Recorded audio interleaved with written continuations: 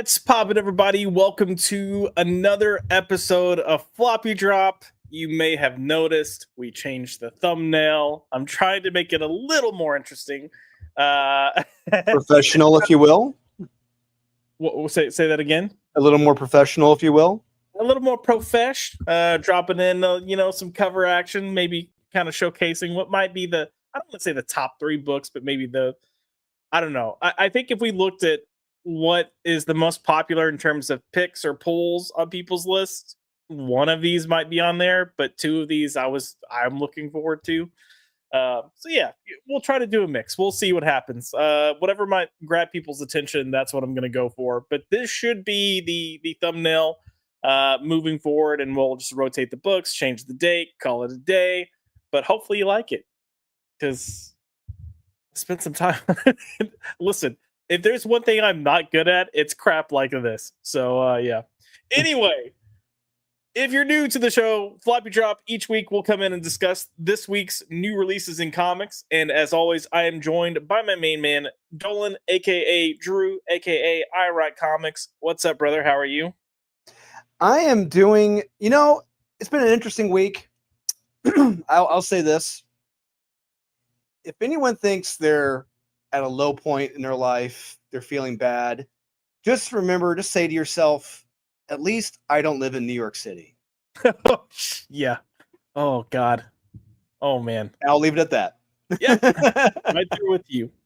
Dude, it's been a crazy week here. So we had it's made some national news. I don't know if any of you have seen it, but we had a dude. But the guy you've been posting about on Facebook?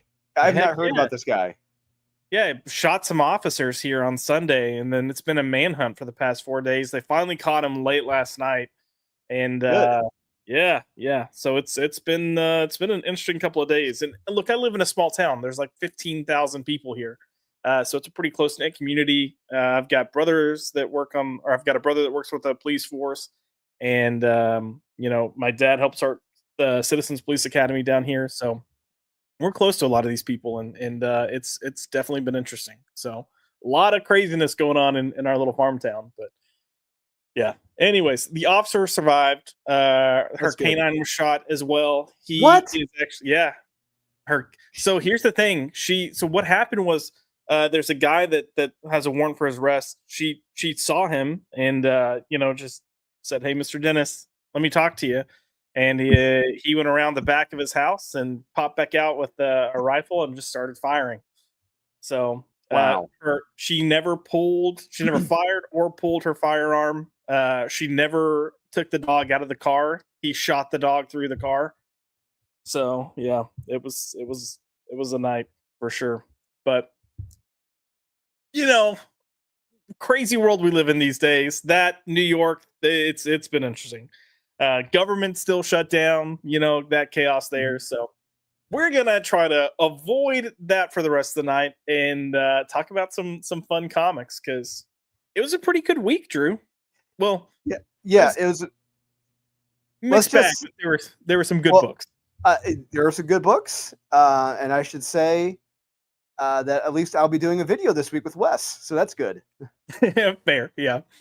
Lucky for Wes, he had a massive monsoon or something that moved through. Oh, that's right. So I don't know if there will be a Saturday aficionado. I think so. I think he had mentioned that everything's good. I'll have to double check, but I think it kind of worked out well that there weren't any good books to talk about last week, because I think the monsoon was supposed to hit right after the stream or something last Saturday. But yeah. Anyway, a lot of books were released this week. We read a lot. I read a few things. Drew read a few things. We both read some things. So we're definitely going to talk about those. But before we do that, I do want to go through and say hello to the chat. We've already got quite a few people here. As always, we have Cajun Corey coming in with evening. Good evening, sir. Nice to see you. And we've got Leslie in the house with evenings. What's up, Miss Leslie? Hey. Yeah, Lyrics Lee, great comic book cover artist. So if you've seen her stuff, you probably just may not associate the name. But I would say famous for doing a Born of Blood cover, but I'm biased to that. But that's just me. Fair. We've got MG in the house coming in with why is that gay opening so loud? I don't know, it's loud. But hey, MG, you'll be good to know I am working on a new intro video that will go into effect for sure next year. So working on editing that. And it'll try to be hopefully be cooler and less gay. I'm doing it just for you, MG. Engaging because it's loud and proud. Hey. We also have Kaiser Jose in the house with Sup Nerds. What's up, Kaiser? Nice to see you here, buddy.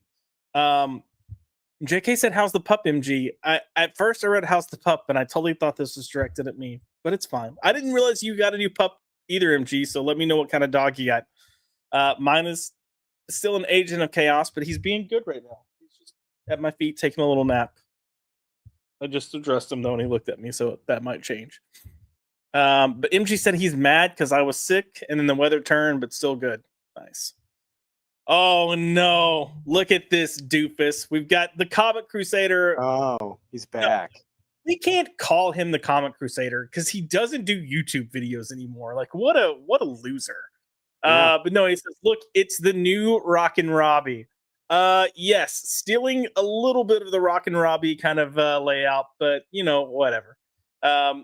Kaiser's been here. It is right here, rocking Joshy Billups. Oh but, God, yeah. Except you know what? We actually have full opinions, and we'll share full thoughts, not say words out. Yeah, same phrase over and over again. My favorite is when he's like doesn't like a book and he's talking about it. He's like, yeah, wasn't that great? There's this, but it wasn't very entertaining. I just don't know about this. But yeah, it's pretty good. You should totally pick it up. I'm like, come on. No, if you're going to be critiquing books, you have to discriminate between the excellent, the good, the meh, and the bad. You have to. Yeah, absolutely. No, agreed. MG asks, is he back on the street released on that cashless bail yet? No. No, he is not. In Texas, we do things a little actually in here for the state. We I think his bond is like 1.3 million, which ain't nobody getting from here. But the feds actually have a hold on him, so he won't get released anyways. Even if he did come up with it. So yeah, I mean, like if the dude ran, yeah, we're not gonna let you get away. Nope. JK's dog is doing great. He's going with us to Universal. Oh, okay. Dang, JK, are you going to Universal in Florida or California? Because Universal Orlando is a shit ton of fun. I want to go back so bad. Oh, so speaking of that, apparently, they opened that new Universal Monsters theme park section, wherever it's called. Apparently, they've already closed something from that. They closed down the windmill or whatever. They had like a spiraling windmill thing. Yeah, that like blew fire or something, right? Yes, they apparently they already shut it down for safety reasons, or was it? I get safety reasons. Yeah, after like 6 months, they already shut it down. Huh. Weird. Yeah, weird. Well, that kind of sucks. Yeah, it's nice. Well, it's nice to know that the Son of Beast lasted longer than that. Jeez. Yeah, I mean, sheesh. I do want to go see that new area because it looks fun and exciting. Too. So. I do too. Yeah, I'll be down at MegaCon, which you should come down to, Josh. Hopefully I'll have a lot of leave saved up. I'm hoping and thinking maybe taking like an extended leave, like right before and after I go down to Universal. But we'll see what happens. Nice. Very nice. MG said Maxie had firing shots from his girlfriend's white apartment. The 12 minutes of freedom he has a week. Oh my God, I love it. Yeah. That's wild. That's hilarious. Max doesn't have a girlfriend. Despite the many attempts for people to many attempts. Yeah, we've tried. Listen, we've tried. Yes. But we've witnessed firsthand. I wish I could frame this comment, MG. I'm not gonna lie. I'm gonna have to go back and screenshot this or something and just keep it on the quick draw. Drew Kaiser wants to know: can he buy comics with EBT?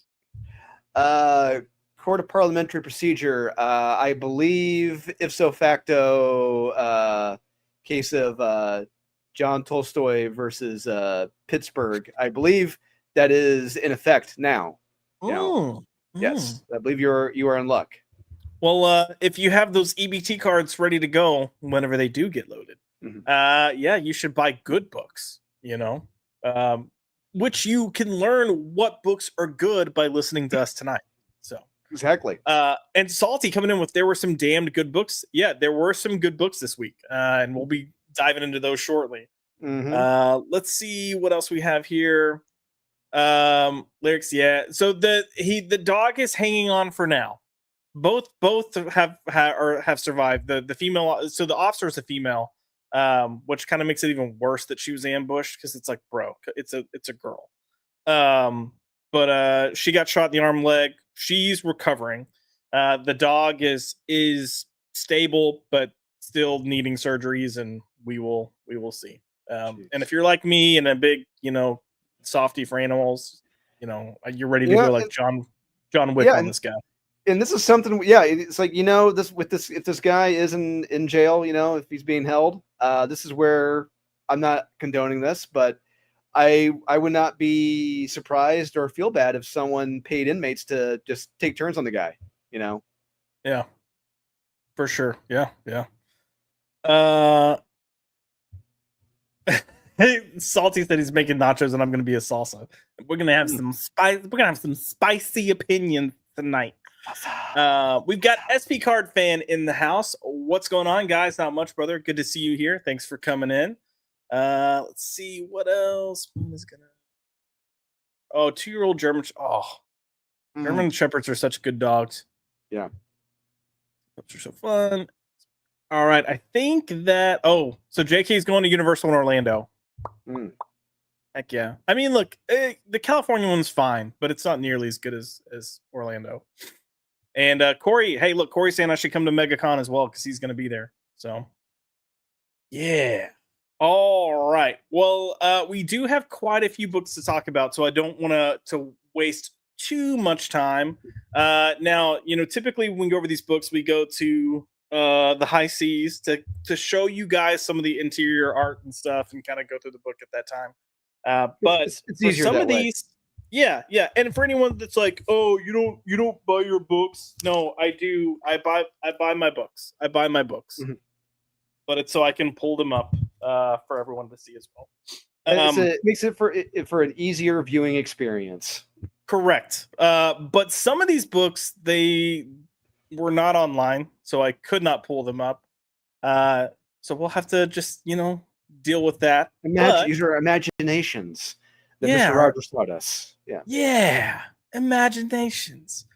But I do want to kick things off. And Drew, this is a book that you unfortunately did not get to read yet, so I do apologize. But I want to kick things off with Nemesis, because for me, I thought it was the best book of the week. And I know that you didn't get to read it, so I'm not going to give away too many spoilers. But let me get this screen pulled up. So kind of what we've had going on with this Nemesis Forever, this story for the first 2 issues. We got Nemesis back. He's doing some stuff. In the second issue, we got to learn one of Nemesis's identities, I guess, that he has with the public. He reveals that he has many, but this particular identity is kind of like this rich billionaire, trillionaire. He's like a Mark Zuckerberg. Yeah. He's buying up all these companies. Nemesis is kind of doing his own thing, and this persona is doing its own thing. But then there's this whole other character that is this like CIA agent that's working undercover on this Nemesis mission. And, it's kind of been balanced 50-50 so far. And this issue is no different. You're following her as she gets deeper into the weeds, and, they're really going into the mission. And if you read issue number 2, then you know that she was kind of forced to do something that maybe she didn't want to do. We get more of that here as she gets, more and more into the weeds. And if you can tell by the cover, you've got Nemesis sitting with a bunch of little kids. And, I love Nemesis because he's one of those characters that he's awful. He's so bad, but you can't help but like him. And this is one of those moments where I was laughing my butt off because he's got these kids here, and he's holding them hostage to get their parents to do stuff for him. And one of these kids is like, "Hey, what do you keep in your belt in the pouches?" And another kid's like, "You can't talk to him." He's like, "Oh, you can talk to me. Come on, I'm a nice guy." And then he starts describing all the like god awful things that are in his belt.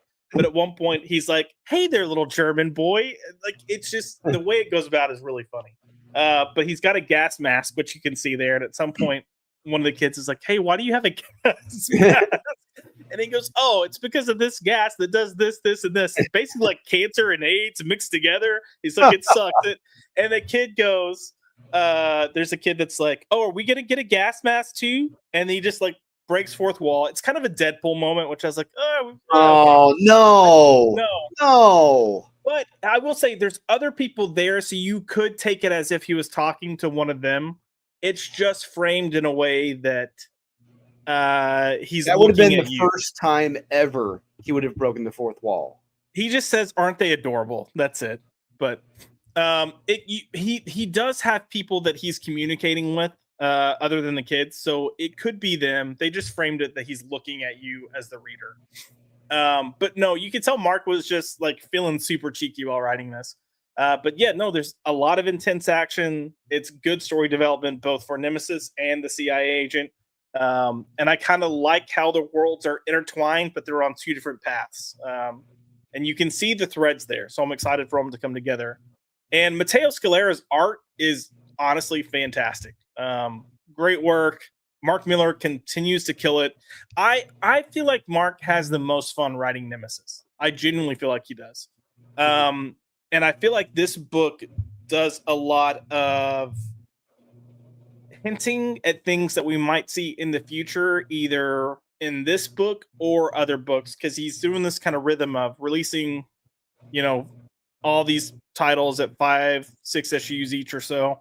As they kind of dovetail one another. So, but yeah, great read. No surprise there. Loved it. Sorry you didn't get to read it. I'm trying not to give too many spoilers, but yeah. So, I do want to move on to another indie book real quick, and then we will kind of go to the comments to look at some of the comments from these first two books. But I want to talk about G.I. Joe, because we did get the start of a new arc here, the Dreadnought War. Drew, did you read G.I. Joe?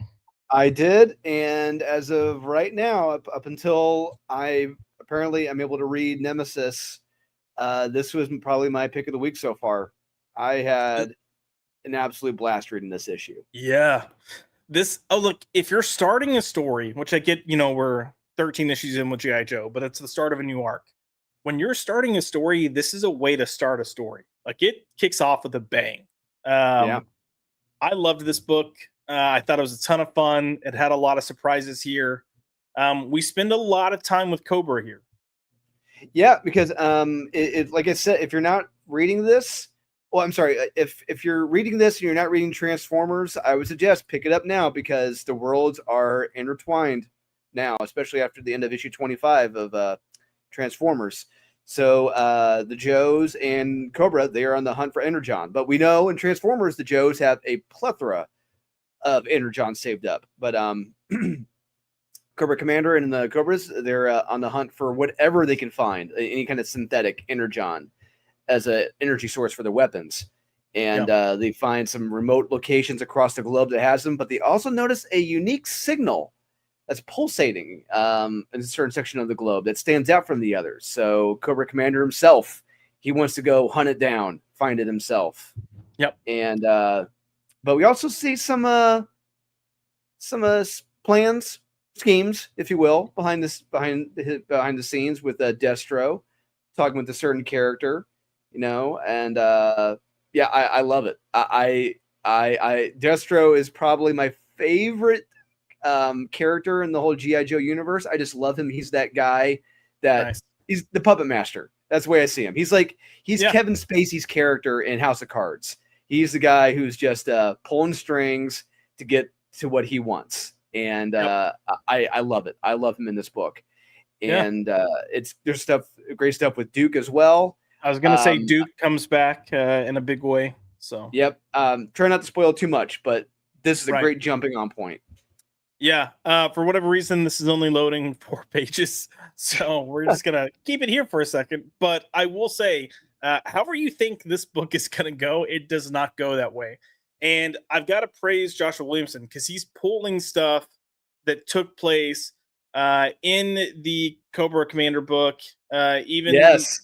Yeah. like he's going back to the beginning of these runs that he started, and he's pulling stuff for the story. So it's just been a blast. But this one was high action, really intense.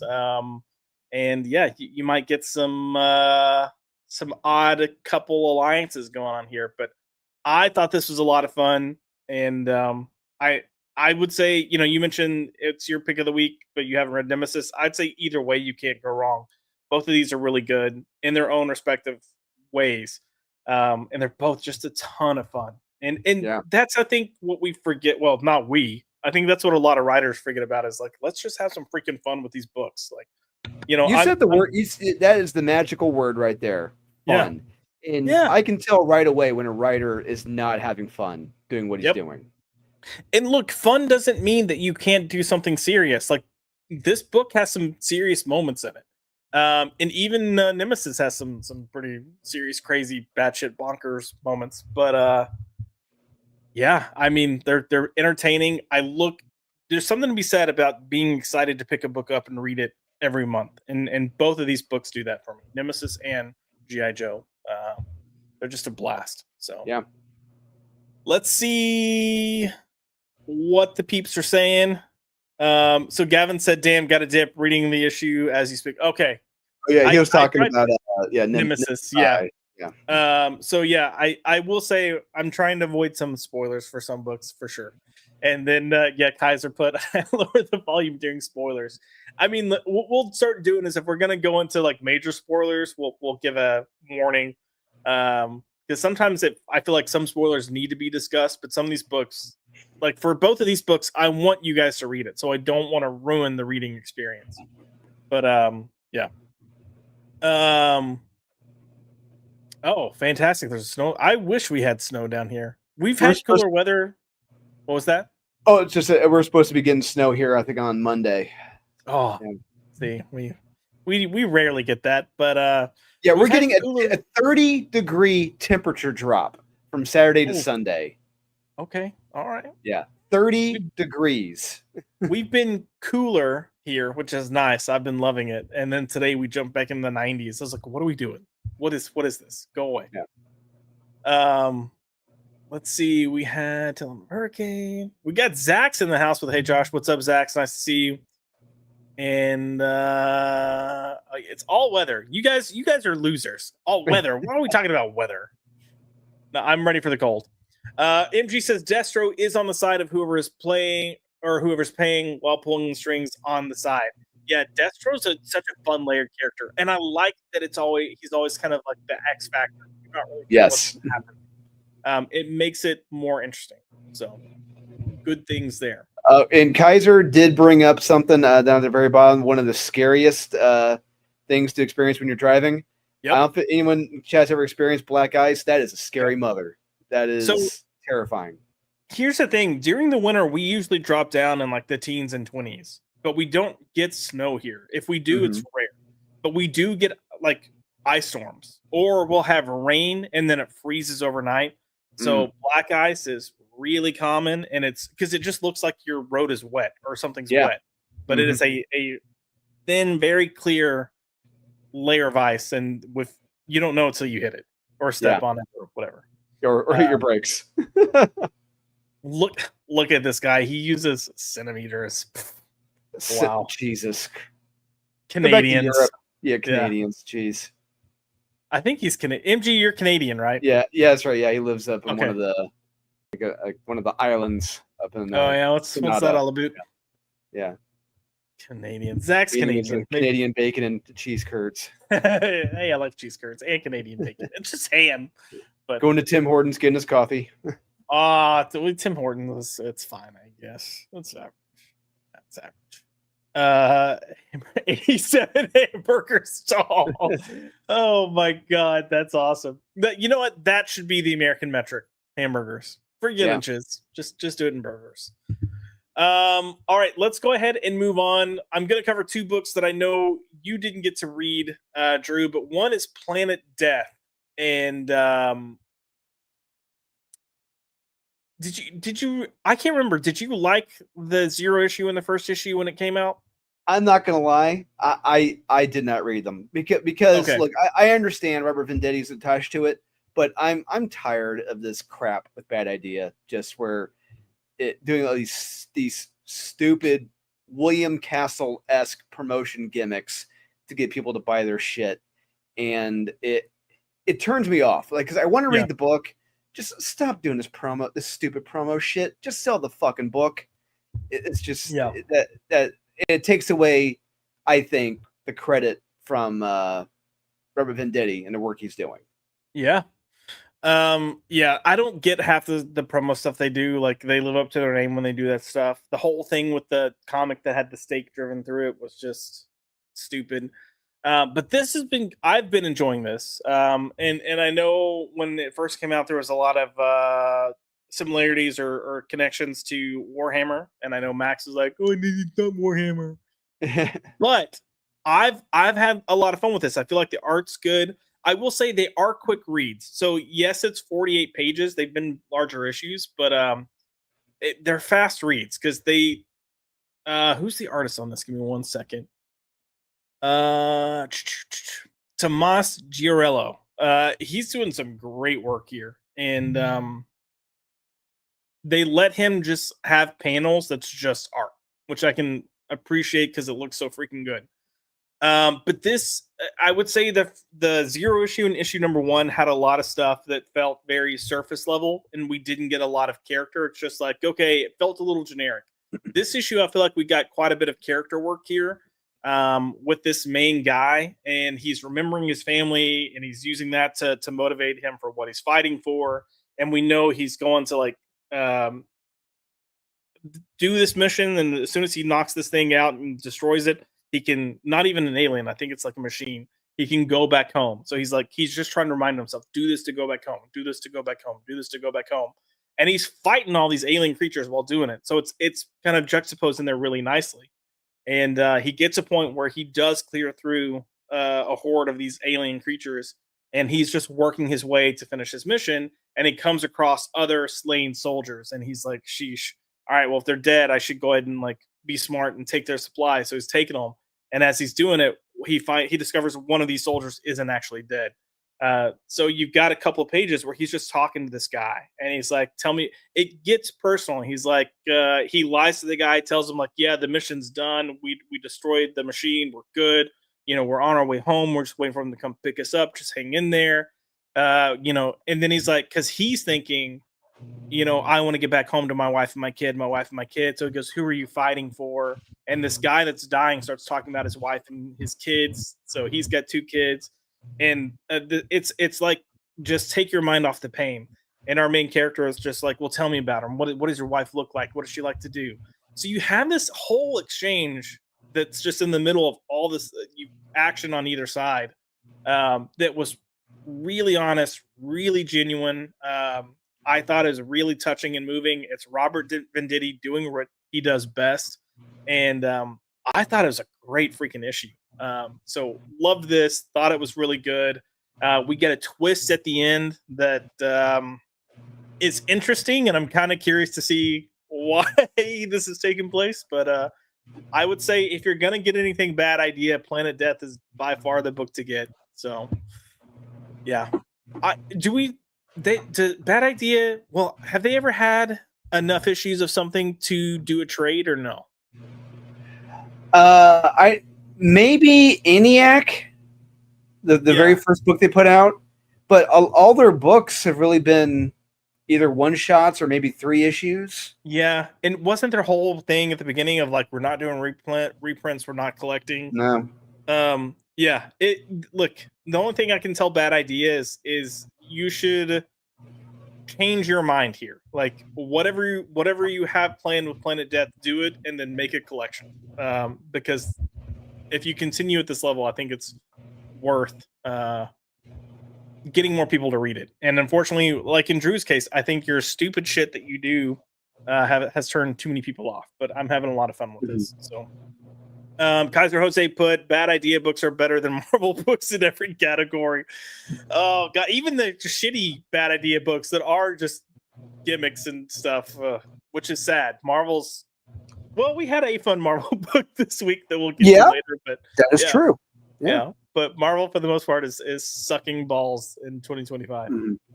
MG put I had Planet Death on my pull list, but because I'm in Canada and Diamond shit the bed, I haven't been able to get Bad Idea or Titan. Oh dang! Wow, that sucks, man. I mean, sure, Planet Death. But the Titan books I think are what would make me sad. So, the Grism D was that the guy from issue number 0? I haven't read number 2 yet, and I forgot a lot of the details. I believe so. Yes, because he's the one that gets kind of captured, and he's in there, and he's in his mech suit in issue number 0, and then he says like, "Oh, if you guys have no idea what's coming. There's a whole horde of me coming." And then issue number 1 was the army coming in and attacking. But this issue hit with personal moments exactly when it needed to, because it added a gravity and weight to the book that the book needed to be more grounded. Not getting Titan is really missing out. Conan's a fun book. Conan is a fun book. And it's been consistently good. Jim Zub's been excellent. I'll have to read all of them again. Yeah, I would say check it out for sure. So there's a teaser at the book or at the back of this book for a story called Ordained by Robert Venditti, and it does look promising. So I guess, and this is one of those kind of roll your eyes moments. The book hasn't even started releasing yet, and they're already teasing that it's soon to be a major motion picture or series or something. I don't know, but it looks like it's a priest that can fight. And maybe some John Wickness, but with a priest. So it could be fun. It could be entertaining. Give me some bombastic action, and I'm sure I'll be there. MG put Conan was one of my favorite books. I'm so far behind I gave up. Yeah, I mean, as the trades come out and you can get access to them, just read those. Do we know if Titan has been partnering with anyone else to ship, Drew? Not as far as I know. Yeah, interesting. Salty put Planet Death number 1 was weak sauce, beautiful but tropey. Man, number 2 was truly stunning, beautiful, but that's about it. Not sure if I'll pull number 3. I would say I was with you with issue number 1, but this issue number 2 for me has me wanting to come back for more. And yeah, Ezekiel said he liked that issue 0 was a newsprint. They haven't done newsprint since, but I think they did that on purpose to try to be a low entry to get, which honestly, that's the way to do it. Do cheap, low entry first issue. See if you can get people hooked and go that way. No, coming under Bad Idea. Very cool. MG put already a major motion picture. You'd be stupid. Oh, Josh Towrack. Yep, this frequently happens. This time it only took. It took 34 minutes. We'll give it that. Let's see.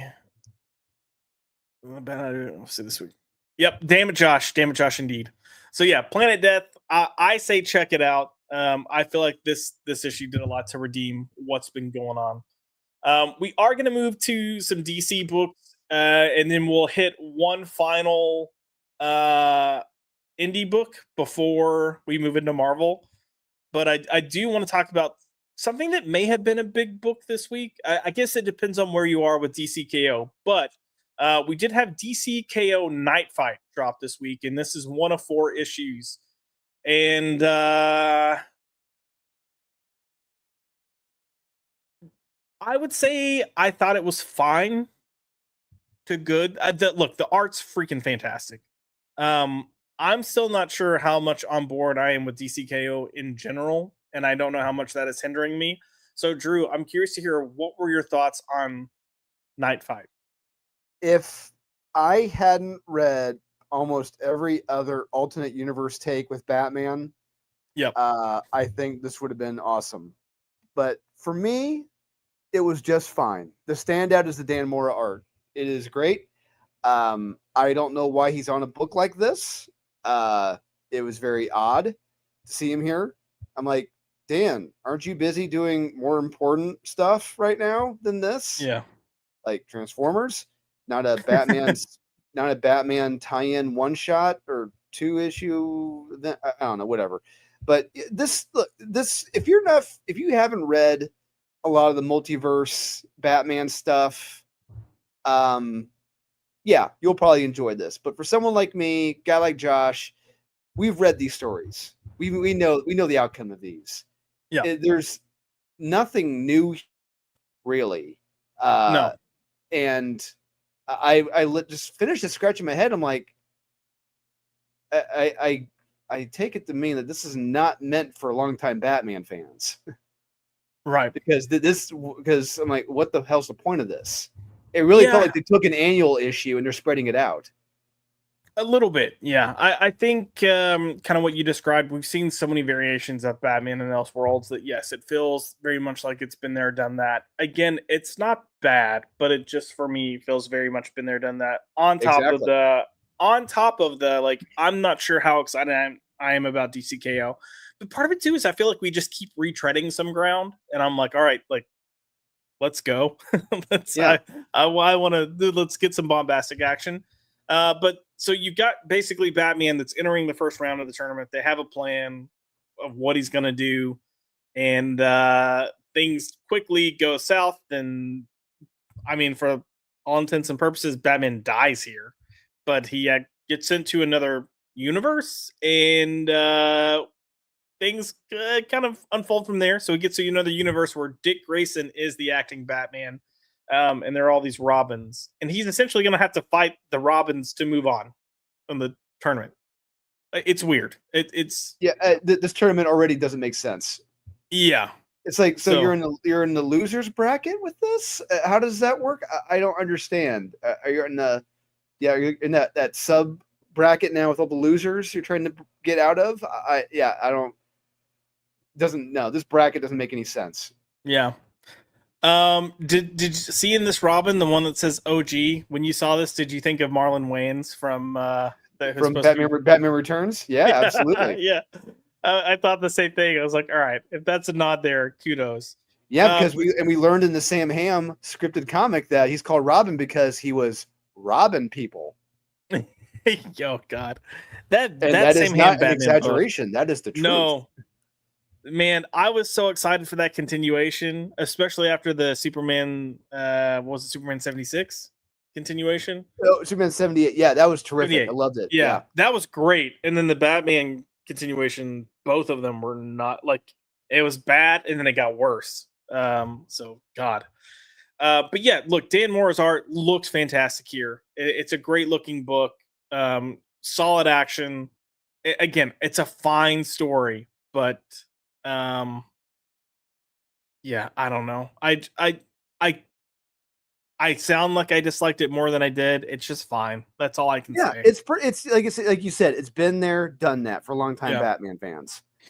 Yeah, but again, I will read Dan Mora comics any day of the week. I'm not going to complain about that. This is old man Dick Grayson here. Looks fantastic. Like, I don't know what else to say. It looks cool. It looks fine. Yeah. It looked good. It looked good on a toy, on one of the McFarlane figures. For sure. Some of this does kind of remind me of like Future State Batman. I'm not gonna lie, with the looks. It's like yes. Yeah, that's right. It's almost like if you took a little bit of Future State Batman and a little bit of whatever this Batman book that oh crap, Power Rangers guy. Why can't I think Kyle Higgins is doing. So yeah.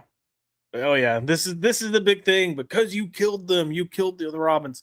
Yeah, again, this to me is where like I feel like this is supposed to be such a shocking, and I'm like, oh yeah, no, I kind of saw that coming. Because it just feels like the status quo with these books. But this is not the only Batman book that came out this week, Drewski. We also had Batman.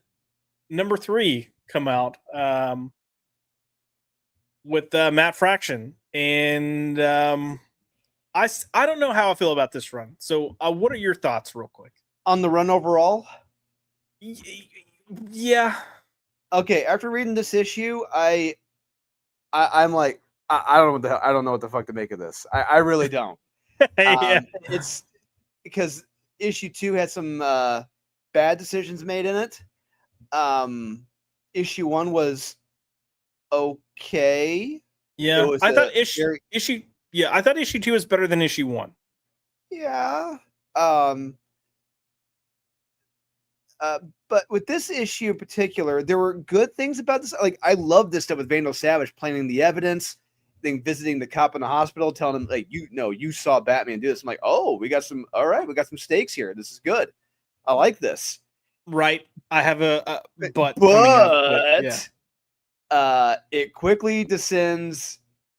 One of the 2 moments where I'm just like, I'm furious. This is one of them right here with Bernard.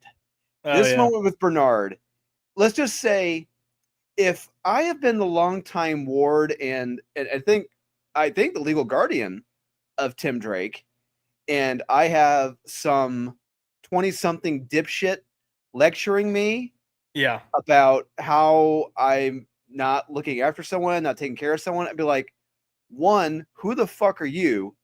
2, you are not family. 3, get the fuck out of here. Yeah.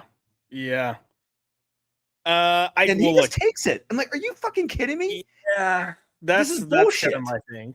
Yeah, this whole like thanks for coming. Like, bro, it's his dad.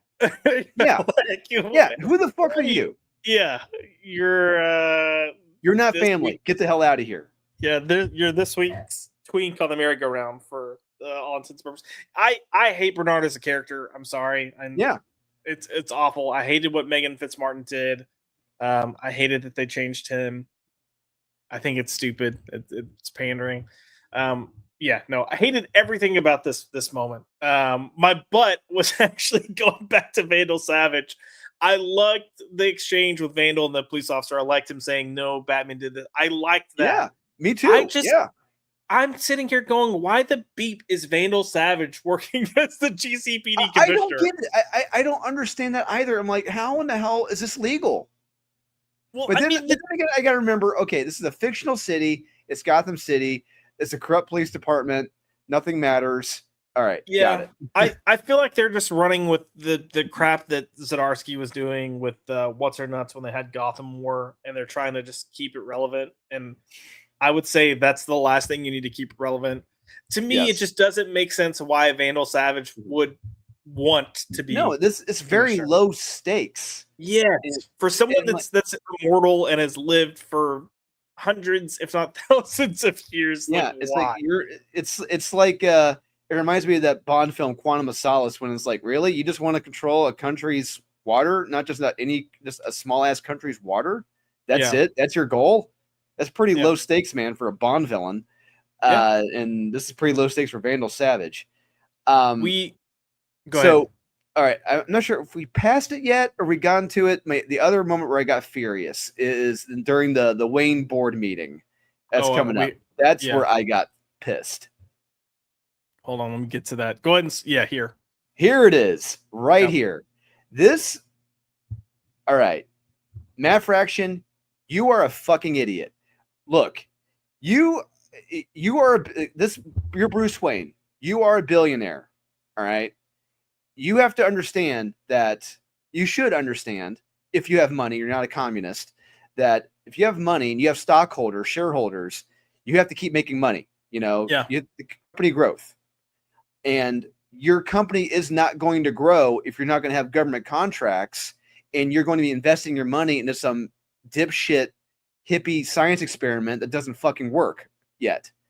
It's like, no, this is where, as the board, you need to step in and be like, all right, Bruce Wayne, you are mentally incapacitated. We are taking you off the board.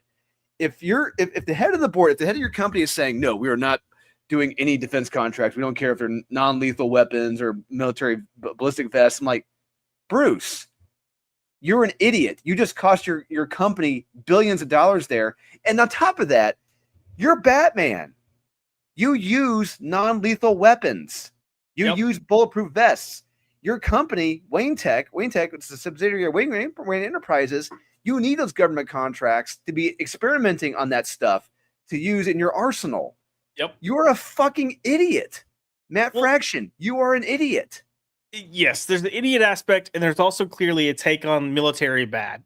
Yes. Because even the fact that he's like, or like he doesn't want to do, which he mentions, offensive things, munitions, missiles, tanks. Okay, cool, I get it. If you wanted to, if you wanted to, you could say like, oh, it's Batman. He doesn't want to produce things that are going to kill people. Which I'm like, great, cool. But to your point, he does produce things that are non-lethal, and he could encourage the use of that for certain military events. Yeah, and I just take this to this tells me that Chip Zdarsky, like you said, military bad, and that Chip is hoping you, the reader, that you don't realize that there are non-lethal weapons. Yeah, there pepper balls don't exist, paint rounds don't exist, ballistic vests. What are those? But that's defensive. That's to protect people. So the fact that he's like, no, I am not spending my money to give things to the military that will protect them. Like, that's where from the business aspect, it's stupid. From the social aspect, it's stupid. It's like, and come from on, the Batman aspect, it's stupid. It's real stupid. I don't know. But yeah, we got him working with someone Bullock. who doesn't understand business. That's what it sounds like to me.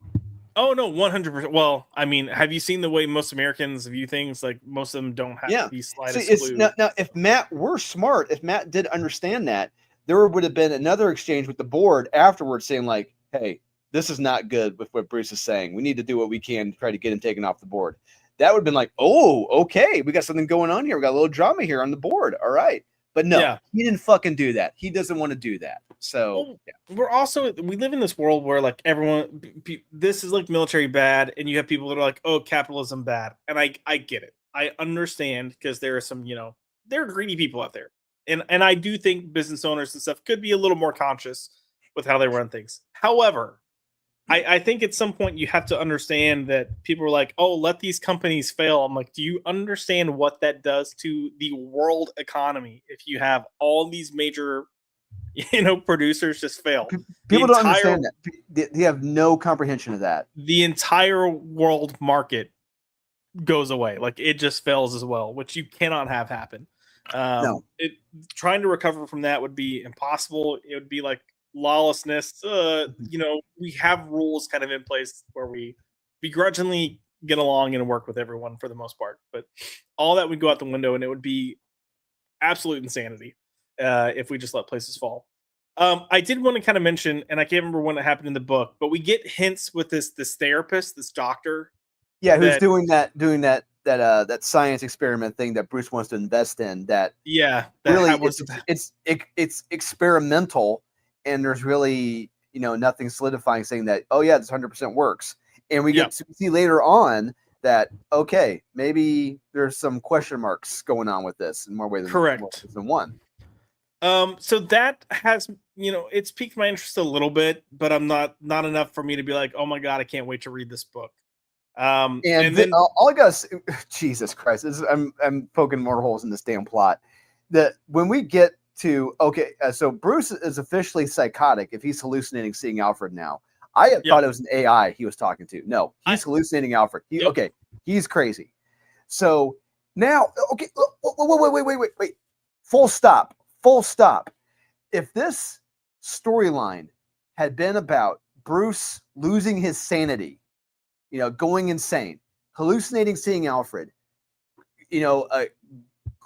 causing a company cataclysm, bankrupting his company by investing in this shit. This would be great. Yeah. This would be fantastic. But no, Matt is not that smart. I was going to say, Matt's not the guy to write that. Chip Zdarsky is not the guy to write that. James Tynion is not the guy to write that. I'm the guy to write that.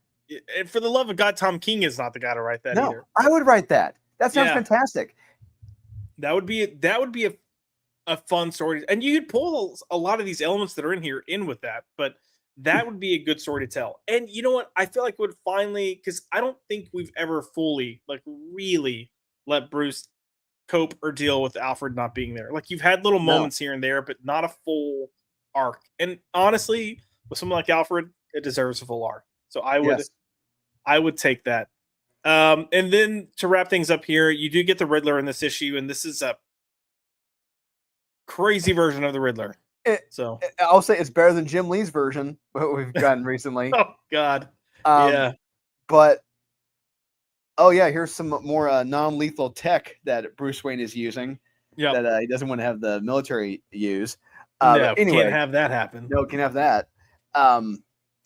But this riddle that Batman solves, how he comes to the conclusion of it, this is Batman 66, Batman Forever level. Like, whoa, dude, that's a pretty that's a that's a bit of a stretch to come to that conclusion from Yeah, that riddle. yeah. I mean, what I will say about Bat Fraction, there's stuff of his that I do like, but I never take his work too seriously. If and I mean that with I mean that as nicely as possible. Mhm. I just don't think he's the guy to do super serious stuff. So when you've got him doing riddles and trying to make it, I don't even want to say clever because I think he can be clever from time to time, but in a funny way, clever, not necessarily intelligence clever. No, God, no, this sounds super insulting, but I just don't think that's his lane. I guess is the best way to put it. no. So We've already yes, we've already poked holes in this plot right here. You know, if he were a truly yeah, smart guy, he would have called these moments out or not included them or not said them. But no, he didn't do that. yeah. Anyways, on this episode of Floppy Drop, Josh was like, "Matt Fraction, you're dumb as fuck." And I'm um, not. I'm going to say, look, he is dumb as fuck, and his editor is yeah. dumb as fuck for not saying anything. But I need to look. The editors have been pushing these types of stories with these types of messages, pretty heavy since Look, I mean, James Tynan. So maybe it's because I have a couple degrees in business management, but a board meeting like that, and no one says shit to Bruce about that. No one says like, no, Bruce, you're not doing this. You do this, the board is going to turn against you and ask for you to get kicked off. This is not yeah, going to happen. yeah, That's just common sense. To me, it's common sense, but it doesn't make any sense how Matt presents it here. right. Um, yeah, it'll be interesting to see how or what they keep doing with this series. I'm not in love with it, but I'm enjoying it more than I will say I'm enjoying it more than what Chip Zdarsky was doing after that first arc. I agree. Yes. So, and if you're reading this and having fun, by all means, I'm glad you enjoy it. I think this might even go back to the fact that Drew and I have both read so much Batman that we're gonna be pretty damn particular. So, Yes. let's go to the comments real quick and just see if anyone is saying anything about.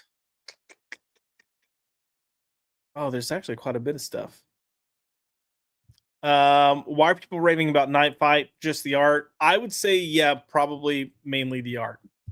All right. While you're reading the chats, I'm going to be right back. Yeah, go ahead. Go ahead. I will say, so we've gotten rumors or there's data. We don't know how accurate the data is, but there's data showing that a lot of younger people are coming into comics right now. A lot for let me rephrase that.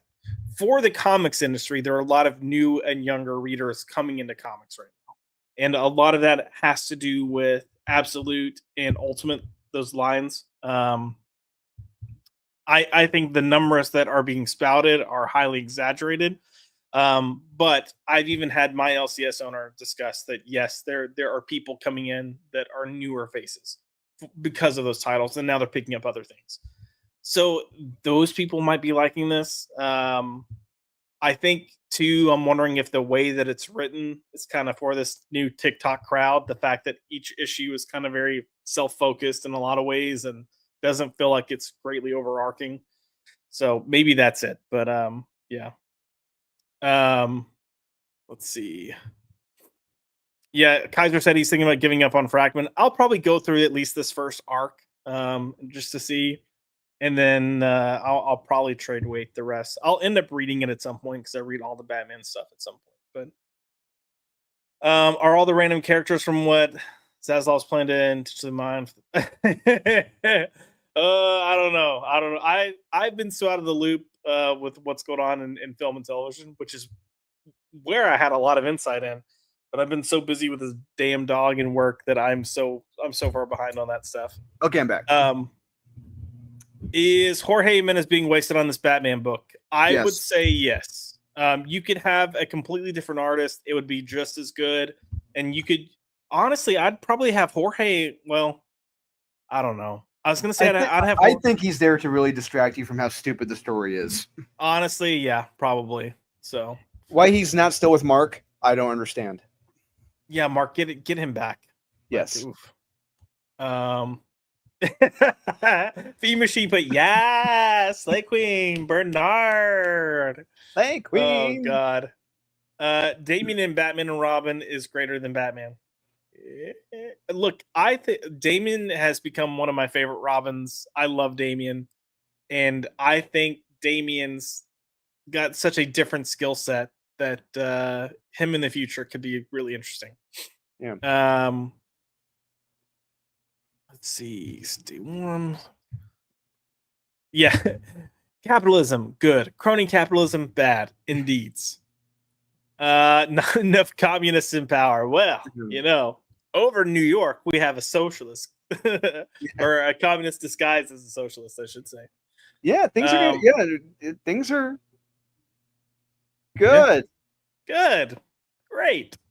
Gavin put, I'm back, and I just saw on Twitter that BWS has a full Thing story completed. He offered to Marvel for a special edition release of something, and they are ignoring him with the. Yeah, no, dude. Wow. Yeah. Wait, hold on. Why BWS? Barry Windsor Smith. Oh yeah. Okay. Fuck. Jesus Christ. Yeah. I look not surprised at all. So this is exactly what happened to Pete Tomasi at Marvel. He left DC, went to Marvel, and then they didn't use him for like 6 months, 8 months. It was something like it was almost a full year, and he was like, "Guys, I need to like put food on my table. Like, what the fuck is going on?" Because they'd already discussed books and stuff was pitched, and it was greenlit, and then nothing. Like it was just radio silence for literal months. Which is why he was like, "All right, screw this," and jumped to Ghost Machine. And good for him for doing that. Haha, capitalism bad for writers working on a corporate IP. Yeah, these poor guys aren't going to get anything back, and working at really low page rates right now, which is insane. Oh, he finished it back in the 80s, so he's just sitting on it and waiting for it to go. That to me is like it's gonna make it like it just makes its own money. It's gonna print itself. Like get it out there. I think part of me is wondering they want to see how well the John Byrne Elsewin is going to do, because they partnered with him on that, and the same company that they did with Alex Ross on his Fantastic Four book. So I think they want to see how well that's going to do, and if that does well, they may do the BWS Thing story. We'll see what happens. Yeah. Yeah, I also wouldn't be surprised. Look, I understand I was one of those like BW Smith because I'm stream brain right now and it just wasn't clicking. So I was thinking modern writers and artists. I'm sure there's probably an editor at Marvel right now that's like, who's Barry Windsor Smith? So old guy who did Conan? What? An old guy? I actually have Monsters sitting right here. I still haven't read it. I need to read it. I got it on my book. I got it on my bookshelf. Yeah, I got it right here. Yeah. Love it. Guys, put mental health Batman tracks for the time. You're not wrong. You're definitely not wrong. And then MG said, Drew, stop coming up with better ideas than communist writers. MG, I'm sorry, man. It's hard to do. We tried not to share our good ideas with Marvel and DC because we don't want them to take them. Because we know, if people don't know, these guys, they watch channels. They do. Oh my God, they do. They said, look, I haven't gotten night letters. I'm not big enough, but some of our friends have gotten night letters, multiple night letters. And then there's this whole which I guess you could call it the Whispered Network, but writers or artists will talk to other writers or artists if they go on some of these channels. We're like, oh, you shouldn't, you really shouldn't go on there. Like, Come on. JK put Damien saw Alfred, so maybe they're building on that with something supernatural. Or maybe he's hallucinating him too. Who knows? Yeah, that's kind of, I'm wondering that, especially with this whole Cap thing and everything going on with the therapist. So yeah. Like I feel like if Bruce wanting to invest in this technology, it makes me think they're actively using it as well. So it's like CW, yep. CW levels of writing and not the great kind of there was some good CW stuff, but this is not it. This is Batwoman level of CW writing. Oh God, why did you have to remind me that show existed? Every now and then I forget. Not even the Ruby Rose episode seasons. No, we're talking about the latter ones. Whatever her name was. That Shaggin' Wagon, out racing the Batmobile. Oh my God. Oh, so bad. So bad. I'm surprised Tynan didn't write Gay Batman. Well, that's what freaking what was the Ghostmaker? I mean, Ghostmaker was essentially supposed to be Gay Batman. So there you go. Yeah, and Chip Zdarsky wrote. He kind of mostly introduced that in Batman the First Night or whatever. That Batman was into his sparring partner, if you will. It was for the mission, Drew. It was for anything for the mission. Drew pretending the board isn't communist. Everyone's a communist. Salty put, the beautiful thing about not reading Matt Fraction is not caring. You know what, Salty? I think you're the one that figured it out. And then, hey, Zeke put Space Ghost is basically my Batman-ish book.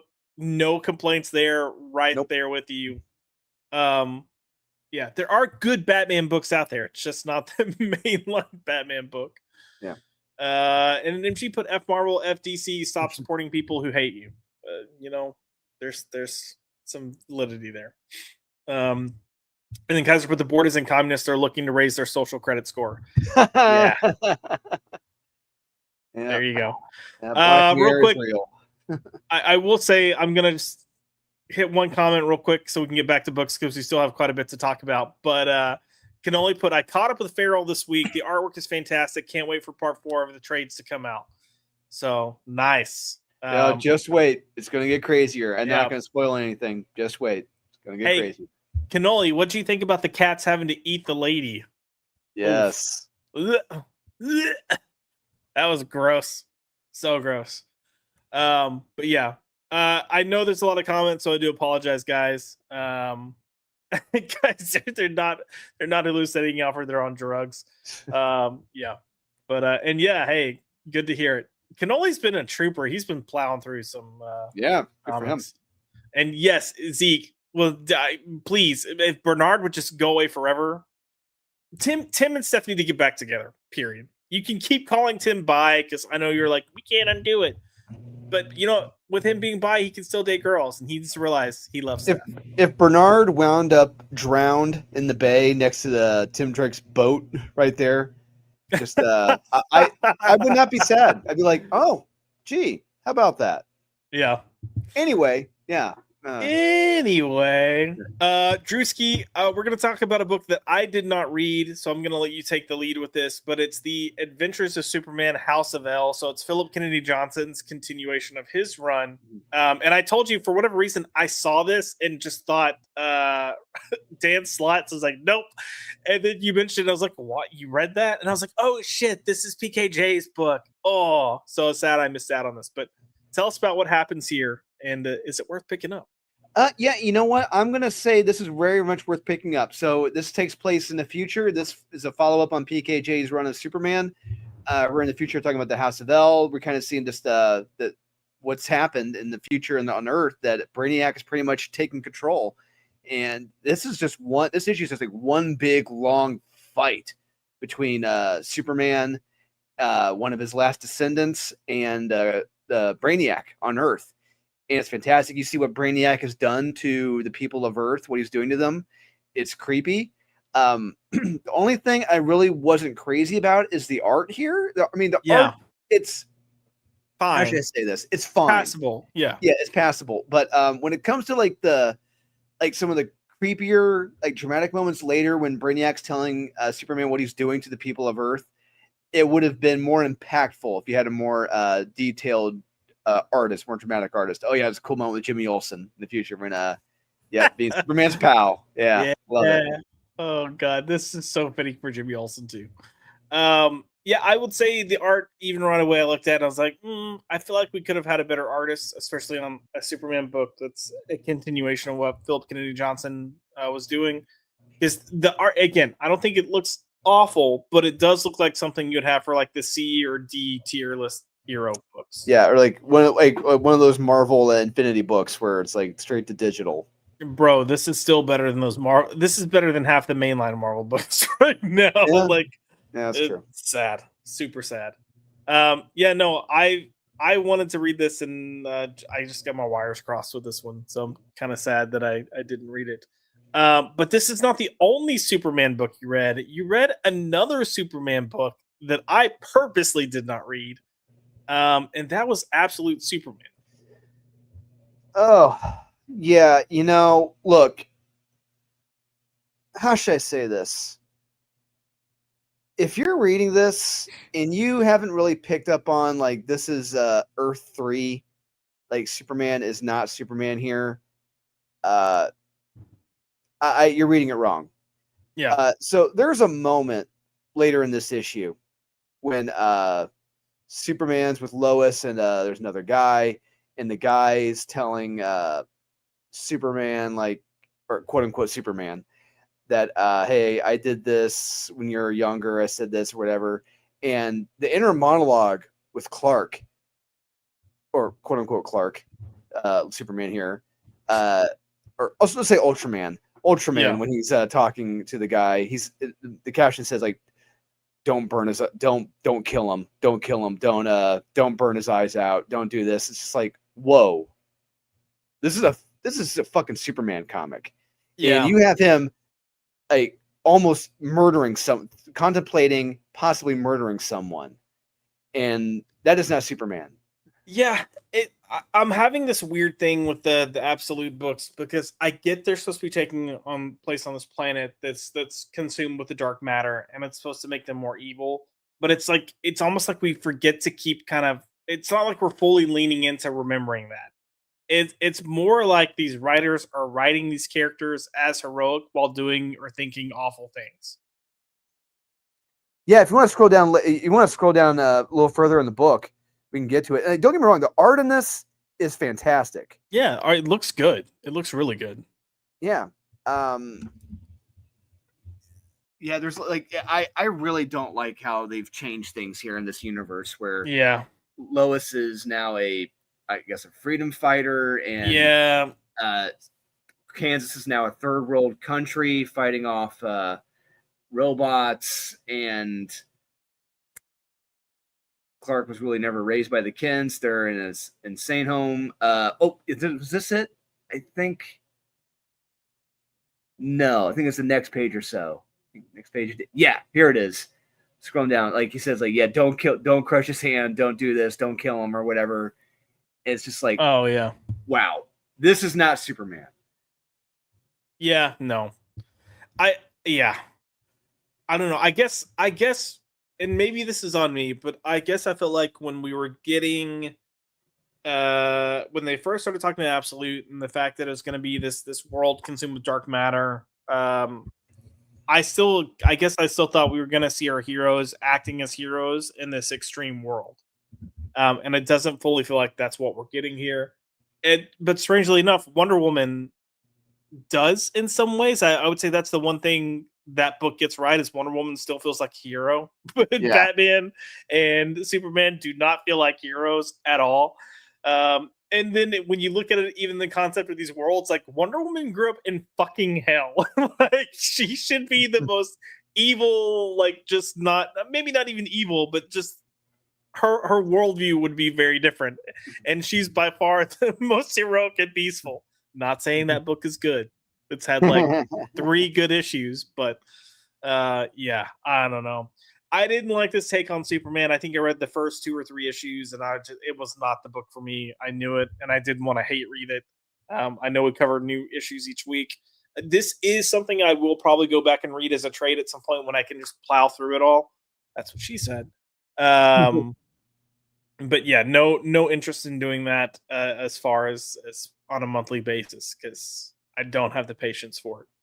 So, what about do you like the Brainiac stuff here? I do. I Yeah. will say this: Jason Aaron, he's good at writing villains. He knows how to Yeah. write villains. Case in point, the quote unquote Ultraman, Superman here, or the kid from Brightburn, if you will.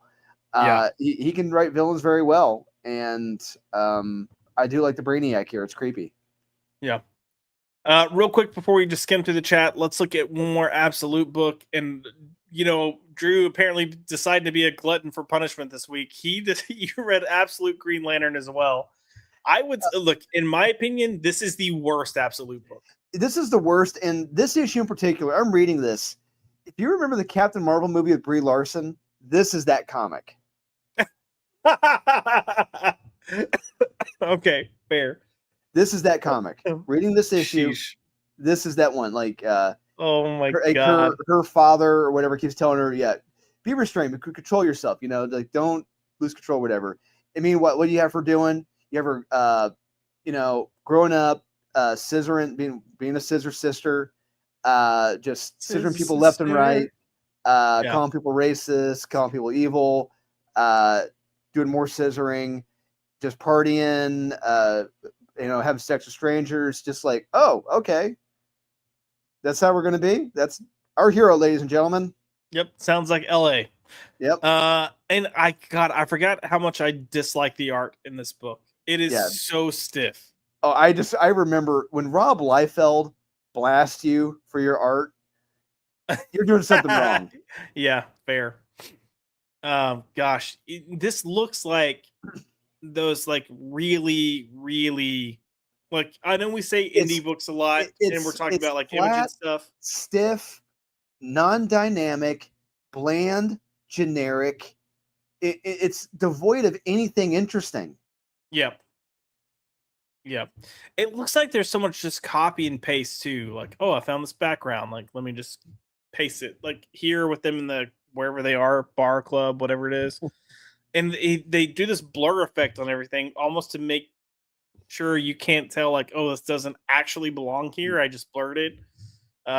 Here you go. You got a panel with just white that I hate. I hate when there's just white backgrounds. But yeah, all this looks very stiff. I don't even know what we're doing. Oh, yeah, no, you're getting to the. That's just one of the pages. Oh, Jesus.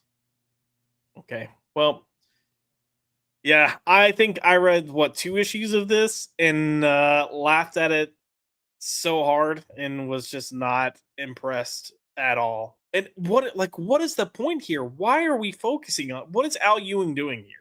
I've said it before and I'll say it again. Al Ewing, he is a great idea guy, but when it comes to executing it, he sucks. We haven't had a green here finally something Green Lantern in this book. Oh Jesus. Okay, yeah. I don't know what's going on in this book. I haven't been reading it. 2 issues was more than enough for me to go, no thank you. And I dipped out real quick. So I'm gonna dip out again and say, nah, I'm good, bro. I'm good. Yeah, pull that. Yeah, you gotta get it. You gotta get that clip from Seinfeld with Kramer going, I'm out. Yeah, I do need to find that. Let's see. What are the peeps saying? Let me catch up. Cannoli's reading books. Yeah, what's he reading? Cannoli said, now I'm saving up for those trainers. Oh, bro. Good man. Good man. Bro. It's sitting right here. If you only knew how long I've been waiting for this. Like, if you only knew, I wish I could get that right now. Understandable. I would have bought that. I would have it right here next to me, along with the other compendiums on the buy that have come out as well. But yeah. Oof. Like, and I'm praying to God Amazon does not sell out. If they do, I am just going to snap. I'll find one for you if I have to. All right, I appreciate it. Yeah, I'll show. Bernard would drown in the gay before you went swimming. Yeah, probably. And JK, but it's kind of weird that people are so fascinated by same-sex relationships, also so crap at writing them. Yeah, I mean, look, there's nothing that I would love to do more than write a story or a film or TV show that has a gay character that feels like a normal person. But even at this point, I feel like if you do that, people are going to be so sick of seeing gay characters that no matter how normal or fine the character is, they're going to be like, what the fuck? It's another gay person. So yeah, I feel you there, JK. Let's see, we've got. Oh yeah, no, the writers haven't had any real life.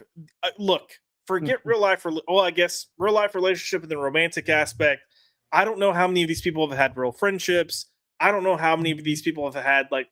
Drew, we've talked about this. You've got a lot of writers writing these comics that they've never actually endured anything. Like the pain that they've had in their life.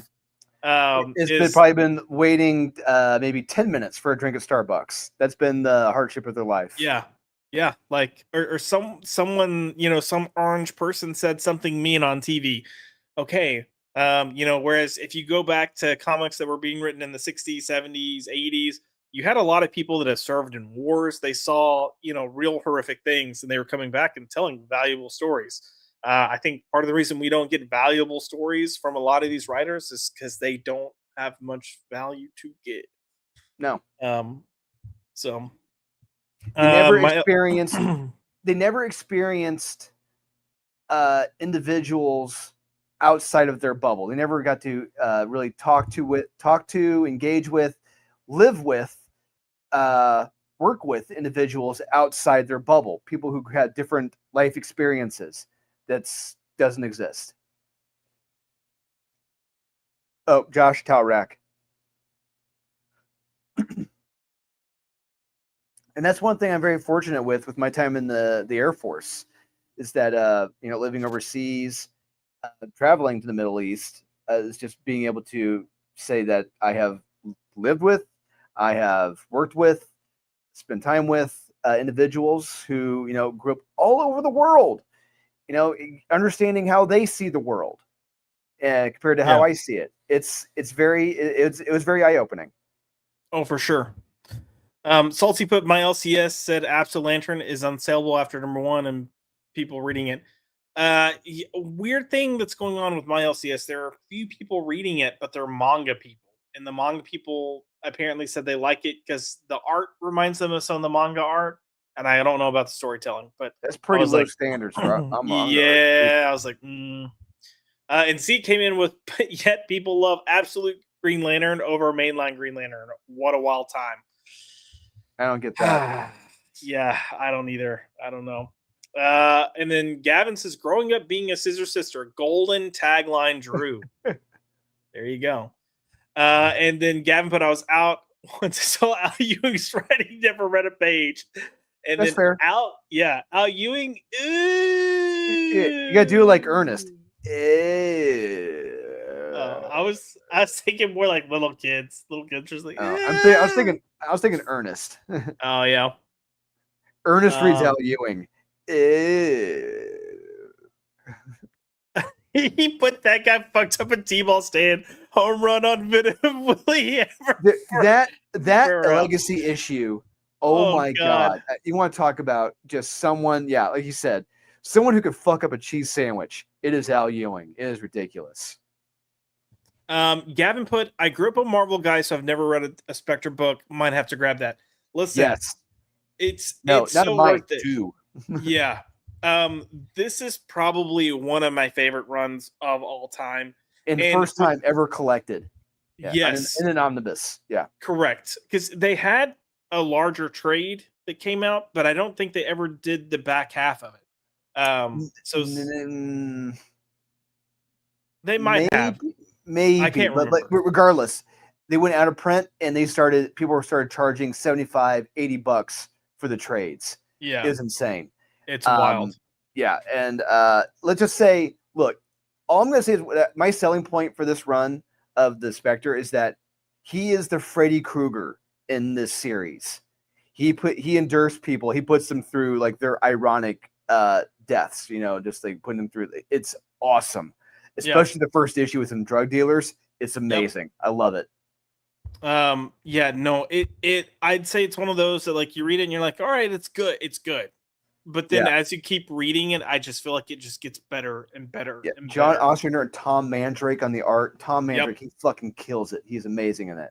Yeah, I love this run so much that this is one of the books that I'm trying to get the full run in individual issues. So that's one of my things I'm working on.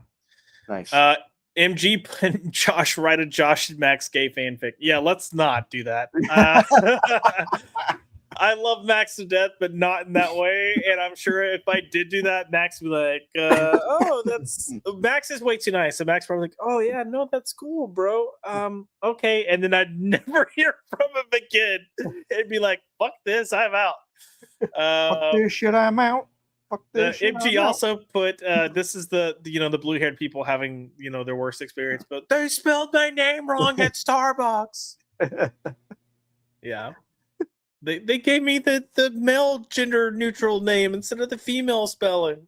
That sounds like a skit on that show. Was it? I think this is where you leave with what's his name? Like, you sure about that? Oh, you sure about that? Yeah, it just sounds like this would be a skit on that show. Possibly. MG's on fire tonight. Wolverine would be such a better character if he was a gay female of color who fought for communism. Oh God, Well, they have that X-23. I was gonna say, and the Gabby character, which we're gonna talk about in a second. Yeah. But okay, let me see. Ezek put, "Hey Josh, before we get Val, send you a message on Instagram, asking a question." I will check. I am so far behind on DMs, and they're unfortunately like getting buried, so I need to go like scroll down on some areas to check, but I will look for it. Yeah, ever since we can't have our phones on us at work, I'm so fucking far behind, and then it stresses me out. I don't like it. And then what's the panel's thoughts on Liefeld's Youngblood full on manga inspired reinvention? I love it. I bought the like a year ago, I think, maybe not even a year ago, when he did his first manga issue or whatever of Youngblood or Extreme Studios. I love it. Like I know we're arguing semantics here with manga, but look, the way I see it, that style with the art, and sometimes doing like a spot red coloring and then on the inside, I fucking dig it. That's I love it, and I think that is going to be a home run style for him going forward. That's just my opinion. Nice. Yeah, I don't really have too much of an opinion, so I'm gonna go with Drew's.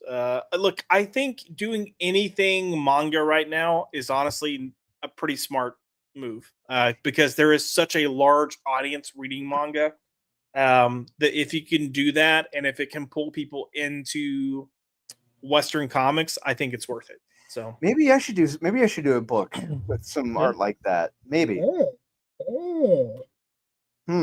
Maybe. Are we talking about? No, not even there. No. Maybe. Mayhaps. Okay. I was making sure. I was like, is there something I don't know about? Or are we thinking about the same thing? And this is the constant problem with Drew. He's like, maybe I should. I'm like, which one of the 50 million books that you're writing right now? Is it one of those, or is it something I don't know about? No, indeed. All right, Drewski, we're going to talk about one indie book, and then we're going to plow through these Marvel books, because aside from one of them, none of them really deserve much attention. No.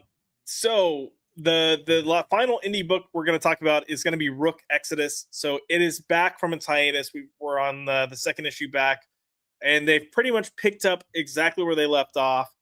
I'm continuing to love Rook. This is another book that they don't have for us to check out and view on the seas. But look, the story is good. It's really kind of building nicely here. If I would say one thing about Rook, Jason Fabok's art from the word go, just it catches your interest. And I do like the concept. I will say the first trade, and I this is not me digging, I love Rook Exodus. The first trade was a little anemic in some ways. I wanted more. And I do feel like we're getting more with these issues. So we've moved on that they are trying to find Direwolf's dad because he's the one they need to fix the world machine. But things may not be as great with him as we would like. And we really lean heavily into that. We get another new character. I can't think of her name, but she's like the Billy Goat. She's the ward for the goats. So she's there, but she's a pretty chill character. I liked her and what little we've seen of her so far. But we also get a new villainous character. So if you are not a fan of spiders, then you probably won't like this character. I'm out. But the character worth talking. Oh, there's not. I was hoping he'd be on a cover. We get introduced to a character named Stag here, and oh my gosh, this guy is like freaking. He looks cool for one, but when I'm reading these books, I just keep thinking, why aren't they making action figure lines of these? Because they look so good. But Stag in particular looks terrifying and cool and badass. And this might be one of the best Jason Fabok designs that I've ever seen. Oh, come on. Why don't you do that? Hold, please. I'm trying to get the image to open. So in the meantime, Kaiser Jose made a. Oh, never mind. There he is. So he's got like a blood sword. But yeah, just he looks terrifying. And may or may not be a good guy. Who knows? But he's definitely not English. I'll say that. So, but yeah, he takes the first few pages of this book and you don't know who he is. You don't really understand what's fully happening. He's badass. And then you're like, all right. And you go into the mainline story with the Rook, Direwolf, the goat, and then Direwolf's dad with that confrontation. And then he comes back at the very end and you get a little bit of information that you're like, oh shit. So loving the book. Jason Fabok's art, beautiful cinematic blockbuster. I don't know what else to say about it, but it's good. You should read this. If you're not reading it, what's wrong with you? What's wrong with you? So, before we go into the cesspool of Marvel, let's see. Enzo put MG read One Punch Man, has incredible manga art. It's funny superhero manga. All right, yeah. Drew dissed White Sox fans in Unholy Nightmare #2. How dare you, Drew? Hey, I got a couple reasons for this. One, I'm a Cubs fan, born and raised. Two, hey, Edward Loffmore, the Recluse, he's a North Sider. He's a Cubs fan. And Jenny, she's a South Sider. You know, grew up in the bush. So she's a White Sox fan. And there's a fun moment. They have a cute moment in bed talking about Cubs and Sox. A fun character moment, if you will. Nice. Yeah. JK put enjoyed Rook and Hornsby Halo is starting to gel. Glad that's one of the ones that I was like, I wasn't vibing with, so I'll have to check it out. Matterhorn, yes, that is the goat lady. Matterhorn sounds way cooler than the goat lady. So yeah. And then Salty agrees. Stag is badass. Like this dude just comes in and wrecks out. Like I was like, holy shit. But yeah, love it. And let's see. Need to read my copy. Picked it up yesterday. Yeah, well worth it. Definitely check it out. And maybe he's a bad guy with a heart of. Maybe he is a bad guy with a heart of gold. Also, yeah. Look, I these characters are really interesting. And just I have to remind myself we're only 8 issues in, so we're barely starting the second arc. Where when you look at Geiger and when you look at Redcoat, like they're almost double that at this point. So yeah. But anyways, go read this book. Drew, are we ready to power through Marvel? Yeah, so real quick before we do that, I want to say CD, I'm glad to hear you got the Gollum and Unholy Nightmare in the mail. Nice. Read them. Let me know what you thought. let Josh and I know what you thought. Yeah, for sure. All right. The one shining thing to come out of Marvel this week, which I think surprised us both, maybe Alien versus Captain America. Yes, Yeah. this really, really surprised me. I was expecting a shit show going into this because these have been pretty much terrible. Yep. You know, but I got to the first or second page of this. I'm like, I'm actually enjoying this. And then I checked the name. I'm like, who the hell wrote this? And Same thing. Frank Thierry. I'm like, a guy who actually knows what the hell he's doing. Yep. And I love the setup of this. Yeah. You have, Cap hunting, trying to find Baron von Strucker and Hydra. And oh god, I love that. The art in this is really damn good too. It's really good.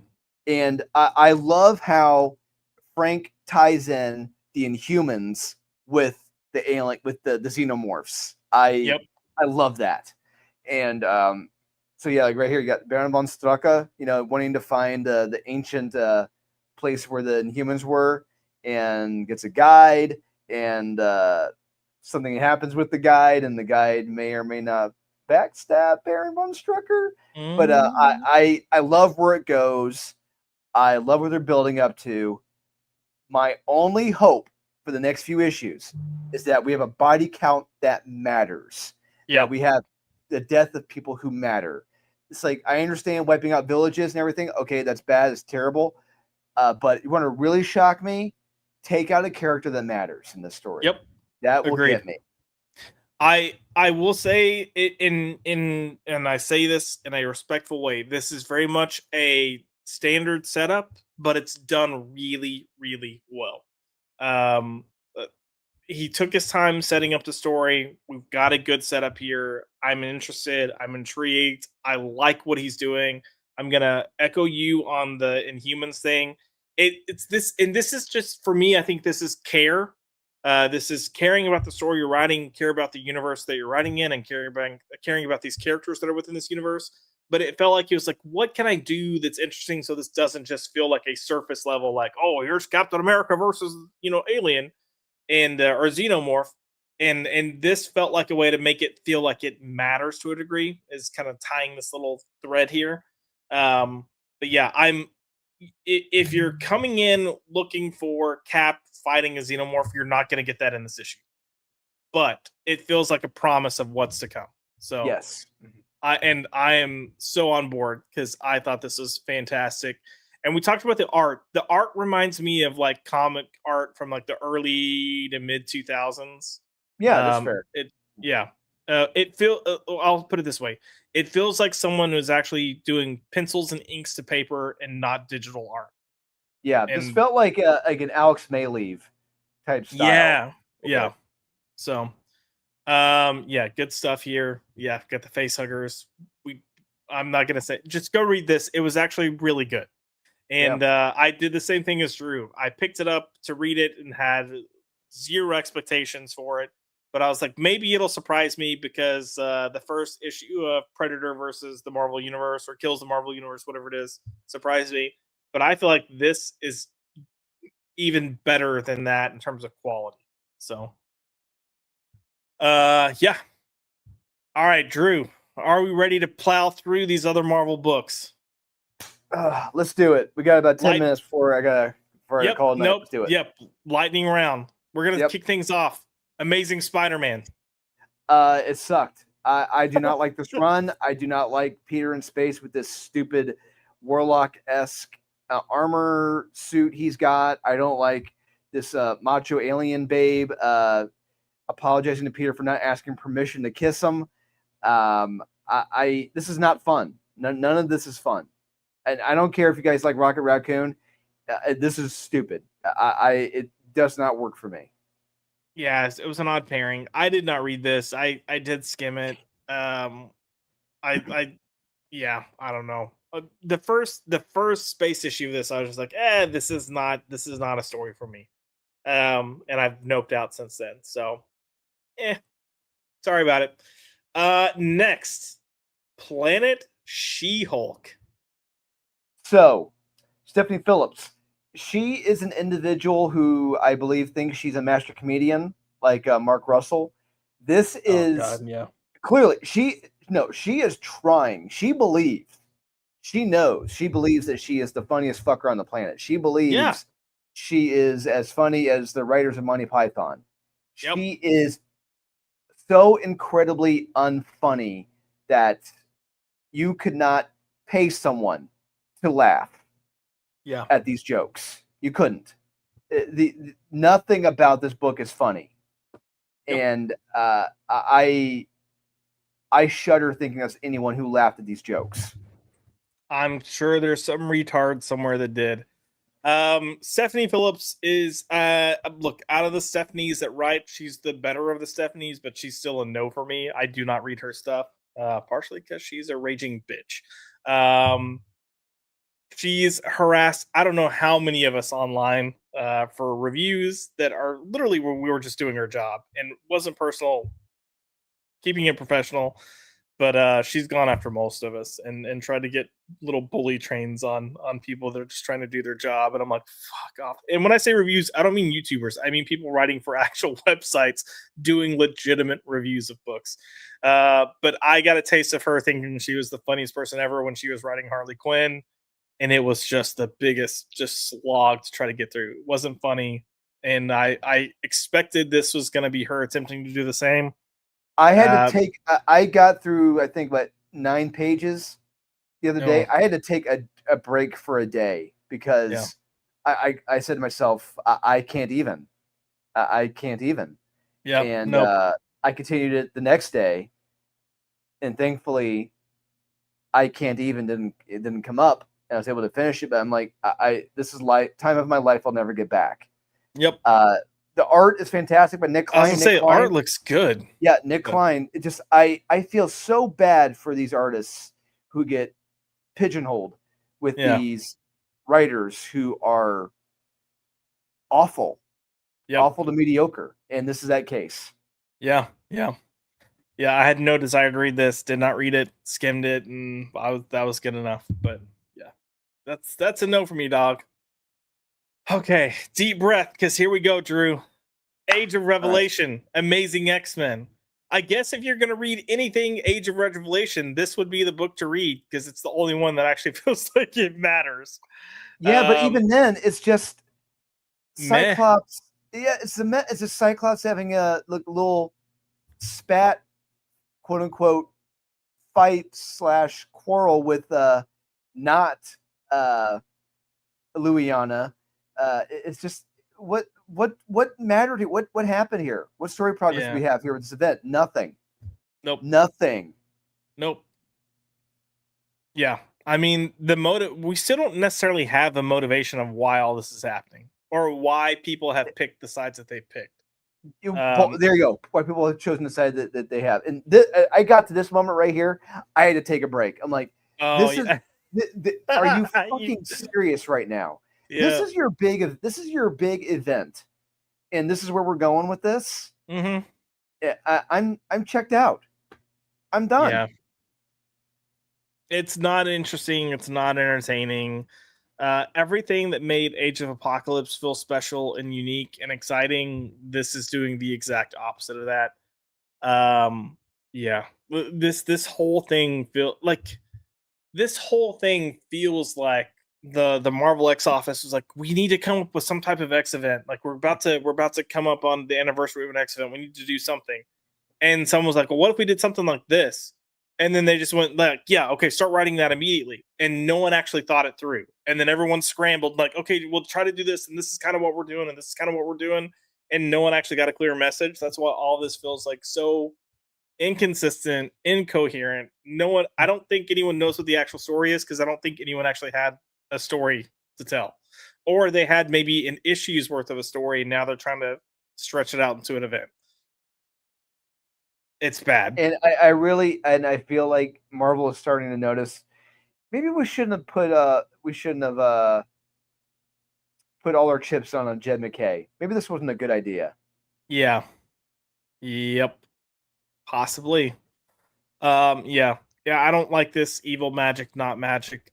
I think magic could be a very cool character you just have a bunch of morons trying to write these books that are proving that they're not the best storytellers and don't have the best grasp of these characters. So, unfortunately, that is not the end of the Age of X line, because we also have Binary issue number 2, where Carol has taken on the Phoenix Force, and her and Jean Grey are besties.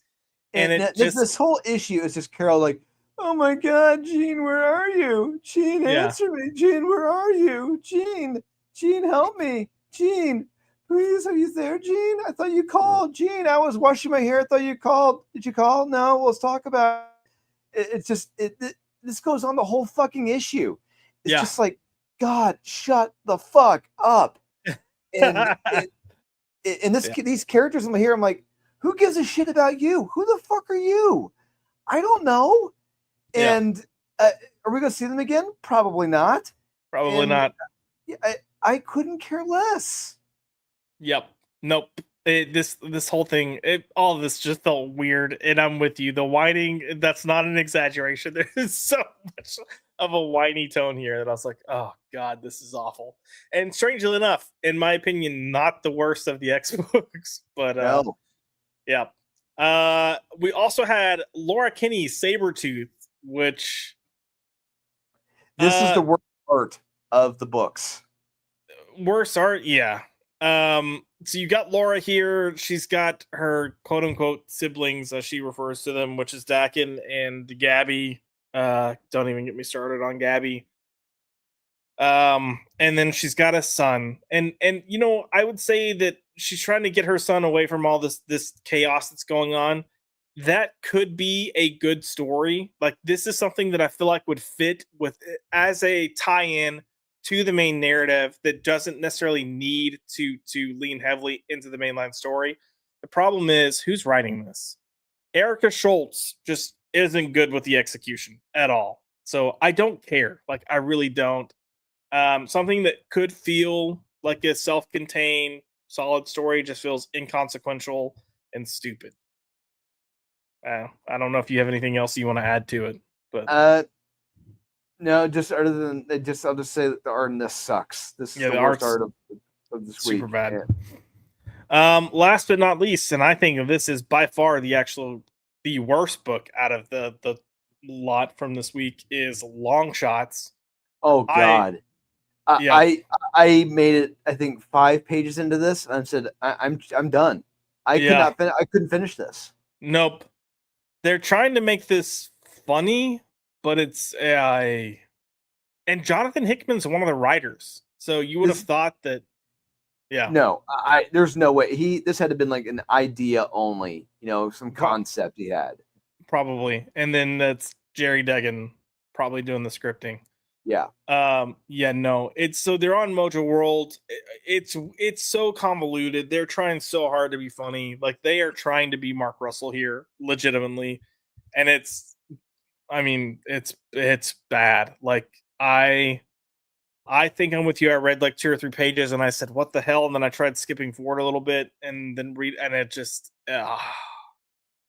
it's so grating. And I hate the art. Well, I don't like the art. It just doesn't feel fitting.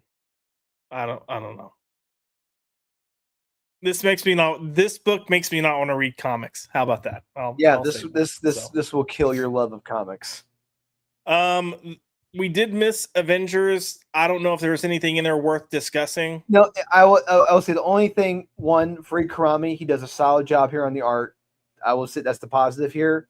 The negative here, Kang is the most obnoxious bullshit character in history, and how Jed MacKay writes him here, he's obnoxious to a whole other level. It's just like, it's not likable. And Kang is one of those characters where he is so obscure that you want to be able to relate, show him how cool he can be. There's nothing cool about him here. He just keeps on saying, like, when the Avengers attack, he said, nope, didn't work, try again. Nope, didn't work, try again. Nope, didn't work. Nope, didn't work. It's like, that's it? That's all you got, man? Really? That's all you're not going to even show it cool? It's just, no, it's just not enough. Not enough. It's like, you could have had Fareed Karami illustrate this in a very cool way. Yeah. But no, none of it does not work here. And on top of that, they tie in the X-Men into this, and they just lame as shit, want nothing to do with this. And at the very, very end, tying in these alien characters, I forget, like the Midnight Court, Midnight Society, whatever the hell they're called. Just they look incredibly fucking lame alien characters. Like no trying, no. It makes you long for someone like a what the hell is his name? He handled the art before John Byrne on X-Men. Dave Cockrum. It makes you long for a Dave Cockrum who was creative, who created some cool and interesting characters who were aliens. You get none of that here. This is just fucking lazy, and I hate. If you don't already hate Kang as a villain, this issue you will definitely hate Kang. Well, glad I didn't read it. The art does look good though, so yeah. I wish these artists would just get better stories because they deserve better stories. I agree. But yeah, that is pretty much the books for this week. I'm trying to see if there's any just critical comments real quick before we wrap up because we are at our time.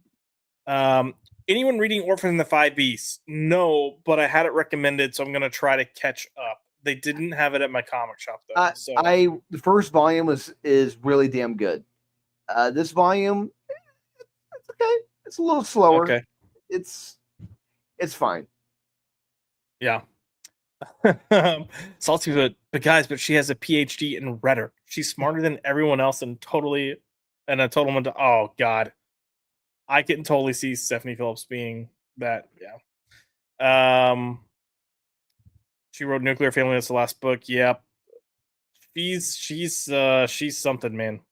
She was dating. I don't know if she still is, but she was dating Azzarello there for a while, which was weird. Because Azzarello is like 70, and I think she's 30.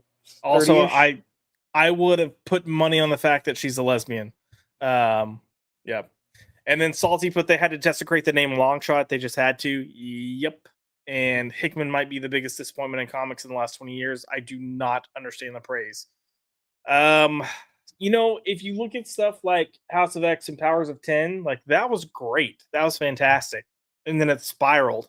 And part of me has to wonder if so much of what he's doing now sucks because he just genuinely doesn't care because Marvel fucked him over on the X books. Yeah, probably because Imperial sucked. Yep. This current event, it's terrible. Yeah. Eesh. I don't know. Whatever the God book was that he did was not good. Yeah, I don't know. Anyways, Drewski, if people want to find you, where can they find you? You can find me here on Tuesdays and Thursdays. You can find me on Wes's channel, Thinking Critical, on Saturdays, talking about the best of the week. And you can find me on Facebook, Dolan Waddick. Find me on Instagram, Dolan_Waddick. And you'll be able to find me next at MegaCon next year in person. Hoorah. As for me, you can find the channel at @ByPopped on X. You can find me at Joshua L. McDonald on X, or go hit me up on Instagram if you want to see pictures of my dog. That's pretty much all I'm posting right now. But that is JoshWorks903 on Instagram. But yes, we'll be here Tuesday with Top 5 Comics, and then back again next Thursday for another week of Floppy Drop. Oh, I can't remember if week 2 is usually a good week or a bad week, but we'll figure that out when we get there, and we'll see. But as always, thank you guys for wait, can we find it?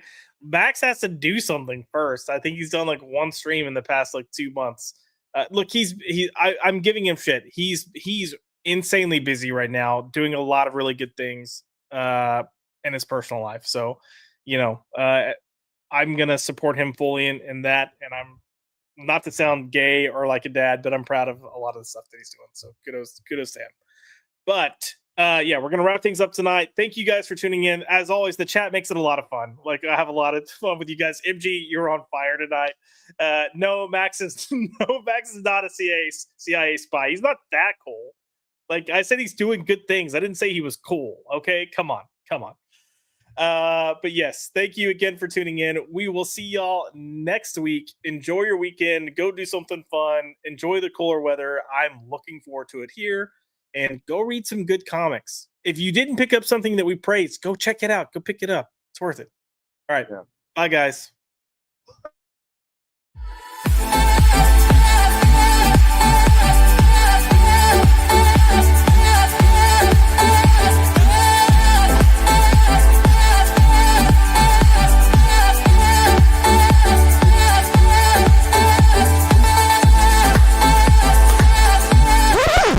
Get the fuck